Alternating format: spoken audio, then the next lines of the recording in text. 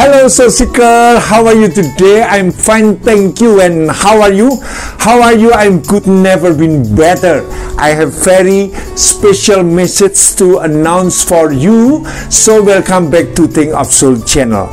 Stay until the end of the video to see what it's about my testimony and enjoy the video. What you good? I am good, thanks. I have something important to tell you. So stay tuned in Think of Soul channel. Soul Seeker, aku mau bicara tentang konsep pengorbanan demi memberkati orang lain. Ini konsep original kekristenan. Jadi aku beri judul, aku harus mati supaya kamu yang muncul. Amin. Soul Seeker, aku selalu berpikir bahwa Yesus mati pada usia 33 tahun. Artinya selama 3 tahun ia kerja dengan luar biasa, dengan efektif, dan menyelesaikan pekerjaan Bapaknya di surga. So Seeker, 3 tahun bukan waktu yang lama, tapi waktu yang sangat cepat, dan ia dapat menyelesaikan pekerjaan Bapaknya di surga. So Seeker, dulu pada waktu menginjak usia 30 tahun, aku sudah selesai dalam sekolah teologi. Aku sangat berantusias, aku sangat mengejar waktuku untuk melakukan seefektif mungkin pekerjaan Tuhan, dan aku melakukannya 18 jam. Bahkan aku kurang tidur, aku banyak berpuasa, dan lewat umurku dari 30 menuju 33 dan terus sampai pada usiaku 63 tahun pada hari ini. Aku rasa aku sudah lebih 30 tahun daripada Tuhan Yesus berada di dunia. Sungguh aku ingin memanfaatkan waktu yang efektif untuk pekerjaan Tuhan. Jadi Soul Seeker, kiranya ini boleh jadi berkat, karena setiap orang percaya pasti ingin menjadi berkat. Setiap orang percaya ingin melakukan tugas panggilan yang mulia untuk melayani pekerjaan kerajaan Allah. Kiranya firman ini bisa menjadikan, mengcourage kamu menjadi orang yang sungguh-sungguh memahami akan pekerjaan Tuhan. Soul Seeker, kita ikuti di dalam video ini.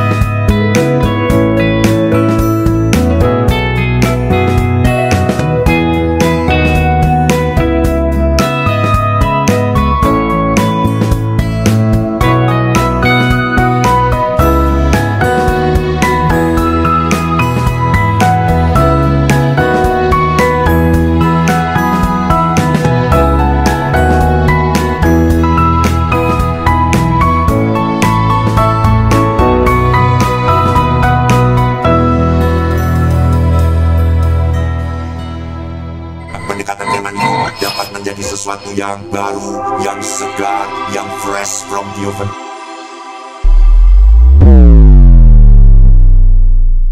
Di dalam Yohanes 12 ayat 20-33 dikatakan, di antara mereka yang berangkat untuk beribadah pada hari raya terdapat beberapa orang Yunani. Orang-orang itu pergi kepada Filipus yang berasal dari Betsaida di Galilea. Lalu mereka berkata kepadanya, "Tuhan, kami ingin bertemu dengan Yesus."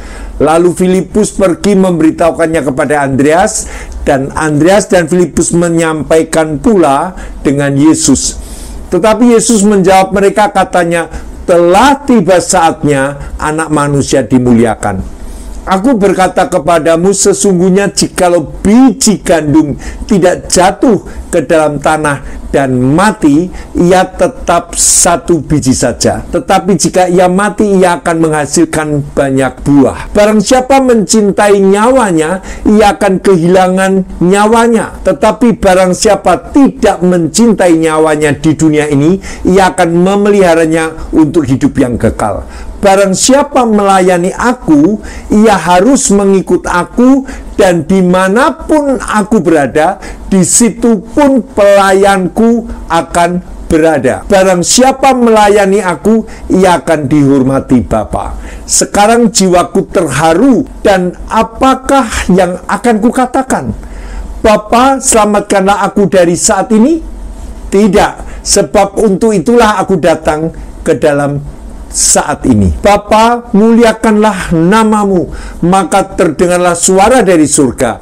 Aku telah memuliakannya dan akan memuliakannya lagi. Orang banyak yang berdiri di situ dan mendengarkannya berkata bahwa itu bunyi guntur. Ada pula yang berkata seorang malaikat telah berbicara dengan dia. Jawab Yesus, suara itu telah terdengar bukan oleh karena aku, melainkan oleh karena kamu. Sekarang berlangsung penghakiman atas dunia ini. Sekarang juga penguasa dunia akan dilemparkan keluar.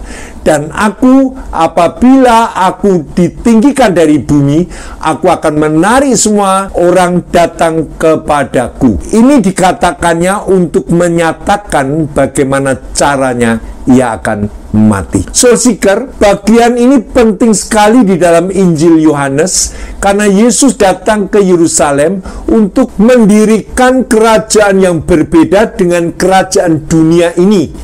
Ini kalimat yang Tuhan Yesus katakan di depan Pilatus, dan Pilatus bertanya, engkaukah raja? Yesus mengatakan, untuk itulah aku datang, tapi kerajaanku bukan dari dunia ini. Seandainya kerajaanku dari dunia ini, tentu pengikutku sudah melawan. Jadi Tuhan Yesus datang menyatakan kerajaannya, tapi dia mengatakan kerajaannya ini berlawanan dengan kerajaan dunia. Cara menyebarkannya berlawanan dengan cara memperbesar kerajaan di dunia ini. Prinsip yang ada di dalamnya berbeda, berlawanan dengan prinsip yang ada di dunia ini. Itu sebabnya Yesus masuk ke Yerusalem dan orang banyak meninggikan dia dan mempermuliakan dia. Dia memberitakan kalimat ini, menyatakan kematiannya dalam sorotan Injil Yohanes. Dan Yohanes memberikan sorotan yang sangat penting dalam bagian ini. Juga memberikan penjelasan mengapa Yesus begitu populer. Mengapa waktu dia masuk ke Yerusalem semua orang mengagumi dia. Apakah hal yang membuat dia dikagumi? Dalam pasal 11, Yohanes menyatakan bahwa kebangkitan Lazarus itulah yang membuat dia dikagumi. Yesus melakukan mujizat-mujizat dan Yohanes menyusun dengan cara yang makin lama makin besar, mulai dari mengubah air menjadi anggur sampai mujizat pada pasal 11, yaitu membangkitkan orang yang 4 hari sudah mati. Setelah itu ia masuk dalam bagian akhir. Mujizat yang paling besar, tanda yang paling mulia adalah Yesus mati dan bangkit. Inilah tanda yang paling besar. Jadi Yohanes sedang mengarahkan kita untuk melihat Yesus dengan penglihatan atau pengertian yang semakin lama semakin besar. Ini unik sekali karena Yohanes seolah-olah mengajak kita untuk melihat pelan-pelan selubung di mata kita ini mulai dibukakan. Ditulis dalam Yohanes 12 ayat 21, ada orang-orang Yunani yang ingin bertemu dengan Tuhan Yesus. Jelasnya adalah orang Yunani yang sudah menjadi penganut agama Yahudi, dan mereka mencari Filipus karena Filipus dari Betsaida di Galilea dan daerah Galilea yang sangat familiar dengan budaya Yunani. Jadi mereka lebih nyaman minta Filipus yang jadi perantara mereka untuk bertemu dengan Yesus. Mereka bisa berbahasa Yunani dengan wajar, dan Filipus adalah satu orang yang sangat fasih berbahasa Yunani, sehingga orang-orang Yunani ini datang kepada Filipus lalu minta dipertemukan Yesus. Ini merupakan hal yang sangat besar karena nama Yesus mulai terbuka terhadap orang Yunani, terbuka terhadap bangsa-bangsa lain yang akan datang kepada Mesias Israel. Ini tanda-tandanya sudah genap. Yesus dipuji oleh seluruh Yerusalem, masuk dengan seekor keledai, dan bangsa lain datang, ini merupakan sebuah penggenapan. Tetapi Yesus justru memberi suatu pernyataan dalam khotbahnya yang sangat berbeda dengan para muridnya. Murid-muridnya datang memberitahukan kepada Yesus ada orang Yunani mau ketemu. Yesus tidak menjawab, namun justru mengatakan sekarang saatnya Anak Manusia dipermuliakan. Itu saja yang Yesus katakan, karena Yesus tidak mengatakan panggil orang Yunani itu. No at all. Di sini Yesus mengakui benar sekarang saatnya. Murid-murid mengatakan sekarang saatnya orang Yunani sudah datang. Kata sekarang saatnya berbeda artinya. Yesus mengatakan saatnya dipermuliakan, sementara murid-murid mengatakan saatnya orang Yunani dipertemukan. Yesus mengatakan betul sekarang saatnya, karena aku akan dipendam, dikubur seperti biji gandum yang dipendam di dalam tanah. Ini mengejutkan sekali. Tiba-tiba Yesus mengatakan benar sekarang saatnya tiba, sebab biji gandum itu harus mati, dan itu adalah Yesus. Yesus mengatakan kalau dia tidak mati, tidak akan menghasilkan banyak buah. Dia mati supaya buah itu muncul. Di sini kita melihat agungnya Kristus mengosongkan dirinya.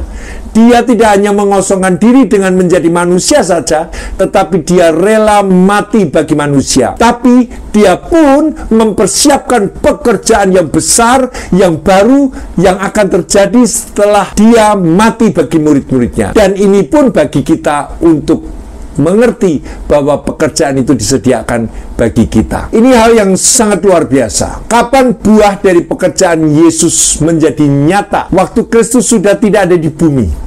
Kamu tidak akan menemukan catatan yang mengatakan Yesus menyebarkan Injil Kerajaan Allah di Roma. Yesus tidak pernah mengadakan perjalanan ke Roma. Kalau iya, bukankah itu bagus sekali? Yesus pergi ke Roma, ke istana Kaisar, baru kemudian pergi ke Senat, di sana melakukan mujizat, dan ada orang yang mau macam-macam tingkah lakunya, bisa diubah menjadi kusta, ada yang mati kemudian dibangkitkan, dan pasti orang-orang Roma kagum. Dia tidak pernah kerjakan apapun untuk dirinya. Dia katakan, aku harus mati supaya yang lain muncul dan menjadi buah yang besar. Umat Tuhan akan dibangkitkan setelah dia mati, setelah dia menjadi korban. Ini prinsip yang sangat indah sekali. Kalau misalnya kita cuma bisa dapat satu kesempatan belajar dari Kristus, mungkin hal ini yang harus kita prioritaskan, bagaimana mengosongkan diri demi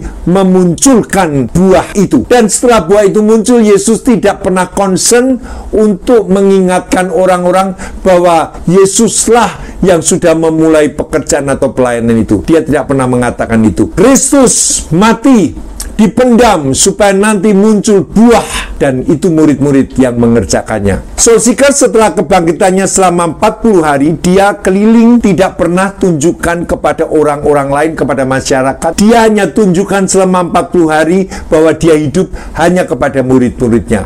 Mungkin murid-muridnya mengatakan akan lebih indah kalau Yesus menunjukkan diri kepada Pilatus, kepada imam besar. Setelah engkau bangkit, bisa tunjukkan kepada orang-orang itu. Bukankah itu lebih tepat dan menguntungkan?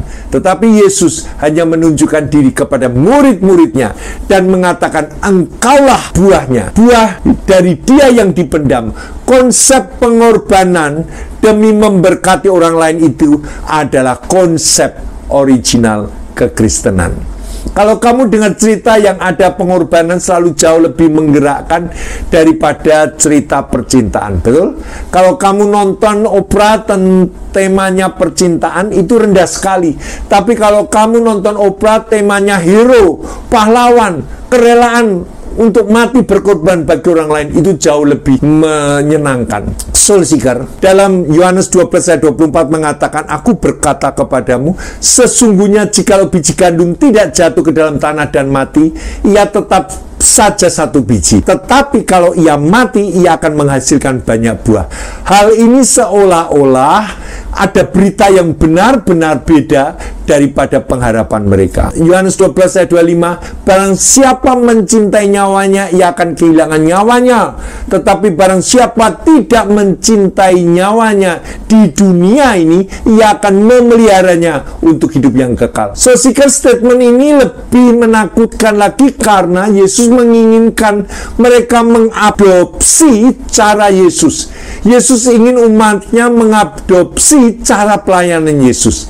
Yesus bukan cuma menunjukkan, tetapi Yesus mengerjakan dan diminta muridnya untuk melihat dan menikmatinya. Tetapi Yesus mengatakan di sini, ini yang aku kerjakan, engkau harus kerjakan. Di dalam ayat 25 dikatakan, barang siapa mencintai nyawanya, ia akan kehilangan nyawanya. Tetapi barang siapa tidak mencintai nyawanya di dunia ini, ia akan memeliharanya untuk hidup yang kekal. Tapi hal ini kita sudah membahas tentang nyawa, tentang hidup. Yesus tidak dimaksudkan orang harus rela mati demi matinya sendiri itu, demi kematian itu sendiri. Mati itu gampang. Kalau kamu tidak percaya, tunggu saja. Kalau tidak besok, 30 tahun lagi, mati itu gampang, pasti mati. Tetapi kamu akan merasa lebih sulit mempertahankan hidup daripada mati. Barang siapa mencintai nyawanya, kehidupan dan segala maknanya dia akan kehilangan. Tetapi barang siapa kehilangan, dia akan mendapatkan. Jadi hal ini bukan sekedar hidup, tapi hidup yang memiliki makna, hidup yang bermanfaat bagi orang lain. Perkataan ini paralel yang dikatakan Yesus di dalam Matius ketika Petrus bertanya, kami sudah meninggalkan semua demi engkau, apa yang kami dapat? Yesus mengatakan jika seorang meninggalkan rumahnya, ladangnya, keluarganya demi Injil Kerajaan Allah, dia akan memperoleh kembali berkali-kali lipat. Ini janji Tuhan. Kalau kamu tinggalkan demi Injil, kamu akan mendapat berkali-kali lipat. Tetapi orang yang tinggalkan demi Injil adalah orang yang tidak berharap akan dapat berkat berkali-kali lipat. Ini pengertian yang harus kita lihat. Matius sangat teliti dengan penggunaan kalimat. Jadi siapa yang berani meninggalkan kekayaan dan uang demi Injil, ia akan mendapatkan berkali-kali lipat. Kalau begitu, apakah ini teologi sukses? Bukan. Karena orang yang meninggalkan uang demi dapat uang tambahan, itu tidak sama dengan orang yang tinggalkan uang demi Injil. Artinya, ia mengharapkan gantinya, memberikan uang, membuang uang, mendonasikan uang, hanya untuk mendapatkan kembali kelipatannya. Orang yang tinggalkan uang demi Injil adalah orang yang sudah siap. Ia tahu kepentingan dan tujuan hidupnya. Jadi bukan perkataan dari orang yang meninggalkan supaya dapat lagi. Maka Yesus mengatakan jika engkau meninggalkan segala sesuatu demi Injil, engkau akan mendapatkan lagi. Tapi harus tinggalkan segala sesuatu bukan demi dapat lagi atau berinvestasi bagi Injil. Akan dapat kelebihan, akan dapat kelipatan. Bukan itu yang dimaksud. Di dalam Lukas 16 ayat 9, dan aku berkata kepadamu, ikatlah persahabatan dengan mempergunakan mamon yang tidak jujur, yaitu uang, supaya jika mamon itu tidak dapat menolong lagi, kamu diterima di dalam kemah abadi. Dapatkah kamu mengerti? Demikian juga di bagian ini, barang siapa kehilangan nyawanya, bukan sekedar lalu ia mau bunuh diri, mungkin ia juga dalam depresi tingkat tinggi, bahkan baginya mati merupakan suatu hal yang menyenangkan. Dia minta supaya mati dan mati, dia bosan hidup. Bukan, jadi dia sudah siap hati untuk kehilangan nyawanya meskipun tidak mati. Ini maksudnya, dia rela kehilangan nyawanya meskipun dia tidak mati dan tidak memiliki keinginan mati. Tuhan memulihkan, Tuhan memberikan. Ini yang dimaksud dengan barang siapa tidak rela, dia tidak akan bisa menikmati. Tetapi jika kamu deal, kamu setuju, rela kehilangan, maka kamu bisa menikmati dan bukan was-was akan kehilangan harta bendamu.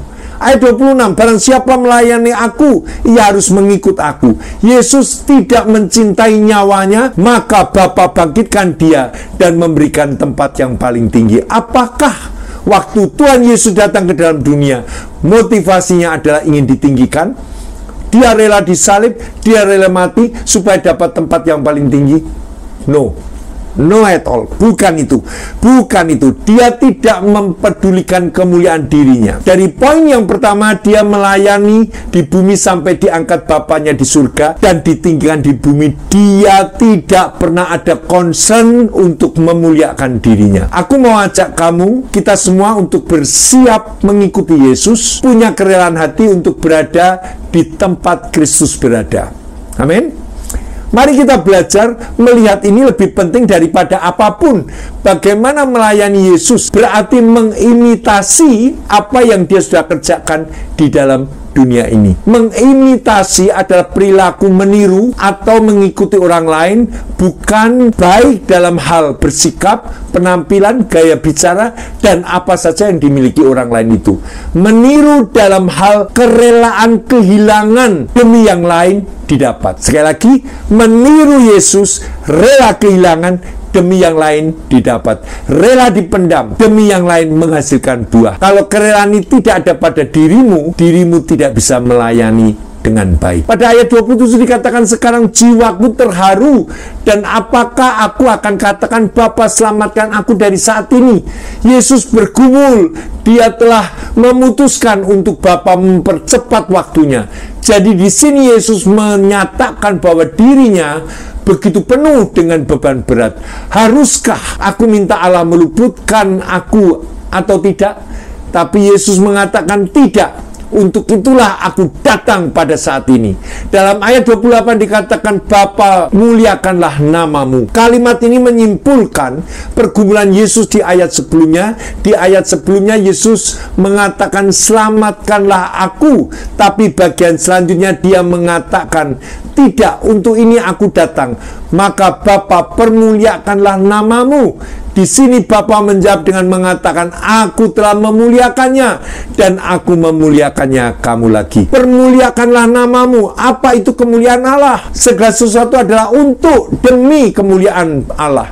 Tapi kalau kamu tanya apa itu kemuliaan Tuhan, kalau kemuliaan Tuhan itu begitu penting, bagaimana mendefinisikan sebenarnya konsep yang ada di balik pengertian kemuliaan Tuhan? Itu ada di dalam tulisan para rabi yang disebut Shekinah. Shekinah adalah pernyataan kemuliaan Tuhan yang ada bersama-sama dengan umatnya. Sekali lagi, Shekinah adalah pernyataan kemuliaan Tuhan yang ada bersama dengan umatnya. Dalam bahasa Ibrani, kata yang dipakai tabernakel itu kata yang sama secara huruf konsonan dengan Shekinah. Berarti antara pernyataan kemuliaan dan berdiamnya Tuhan bersama manusia itu adalah hal yang sama. Jadi ketika kamu mengatakan permuliakanlah namamu, ini berarti Tuhan hadir bersama umatnya di dalam kemuliaan itu.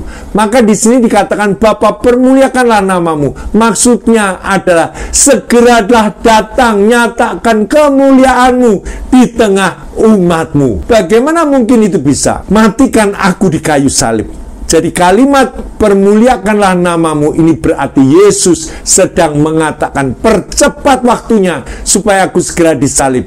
Yesus bukan ingin cepat mati, tetapi Yesus tidak sabar karena ingin Allah mengunjungi umatnya dan menyatakan kemuliaan umatnya dan menyatakan kemuliaannya bersama umatnya. Yesus sangat ingin umatnya menikmati kemuliaan Allah dan Allah disenangkan oleh umatnya. Untuk itulah dia rela mati di kayu salib. Maka Yesus mengatakan segera nyatakan saat itu. Yesus rela datang ke kayu salib karena dia tahu akibatnya. Buah yang akan dihasilkan adalah buah kemuliaan Tuhan di tengah umatnya. Tapi coba lihat, waktu Allah menjawab dia, aku telah mempermuliakannya dan aku akan memuliakannya lagi. Ayat 29 ada dua respon. Respon pertama itu mengatakan suara guntur, yang respon kedua itu mengatakan suara malaikat. Mengapa dikatakan suara guntur? Mengapa dikatakan suara malaikat? Yohanes mau mengatakan bahwa orang buta tetap buta dan orang tuli tetap tuli sampai akhirnya. Sudah dengar Tuhan berfirman, tetapi tidak mau mendengarkannya. Dia mengatakan itu guntur. Jangan-jangan ketika kamu mendengar khotbah seseorang, kamu tidak peka, karena kamu memang tidak terbiasa mendengar suara Tuhan. Ini tema yang beberapa kali diulang oleh Yohanes. Ada orang yang tidak biasa mendengar Tuhan, sehingga Tuhan berbicara itu asing bagi dia, mirip suara guntur. Ini kelompok pertama, dan kelompok dua mengatakan suara malaikat. Suara malaikat yang berbicara dengan Yesus. Kalau benar malaikat berbicara keras seperti ini, berarti kalimat ini sudah dekat, sudah akan jadi.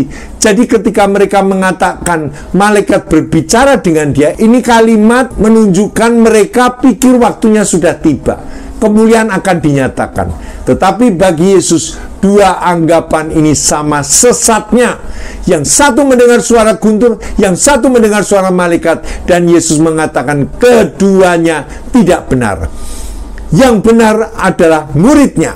Maka di dalam ayat selanjutnya dikatakan, ini terjadi karena kamu hai murid-murid, bukan karena aku. Jadi murid-murid yang bisa mendengar suara Bapa, menyetujui anaknya, mengatakan ini anakku, engkau harus mendengarkan, dan aku akan mempermuliakan namaku melalui engkau. Di sini Yesus sedang mengatakan bahwa orang-orang yang menantikan Tuhan akan melihat penggenapan rencana Allah di dalam Kristus. Dia akan melihat dengan peka waktu itu yang akan terjadi. Tuhan akan bukakan pada kelompok orang ini. Kemudian Yesus menyatakan lagi kalimat yang begitu agung dalam ayat 30 dan 31 dikatakan, sekarang berlangsung penghakiman dan penguasa dunia akan dilempar keluar. Karena Yesus ditinggikan, kematian Yesus dijelaskan di sini, dia akan ditinggikan dari bumi, dipaku dan di atas kayu salib. Dan dengan jalan ini dia akan kumpulkan semua orang miliknya yang diberikan Bapa kepadanya, yaitu semua orang yang akan mendengar suara Bapa, orang yang akan mengerti akan apa yang Allah sedang lakukan, dan orang yang ingin meneladani dia. Ayat 26 dikatakan, ikut aku, di mana aku berada, engkau harus berada dan layani aku. Kalau kamu melayani Yesus, Alkitab mengatakan bahwa Bapa menghormati kamu.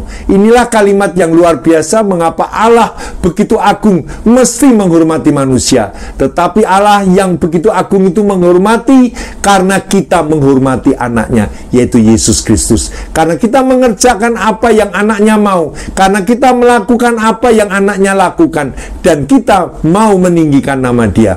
Maka inilah yang Tuhan tuntut. Ada orang yang mengerti siapa Tuhan Yesus dan mulai mengikuti teladannya, kemudian mulai menyebarkan berita Injil terhadap siapa saja, dan ia melakukan semuanya secara penuh untuk mengerjakan apa yang Tuhan mau. Inilah orang yang Tuhan bangkitkan. Inilah orang yang dipilih untuk melayani gereja.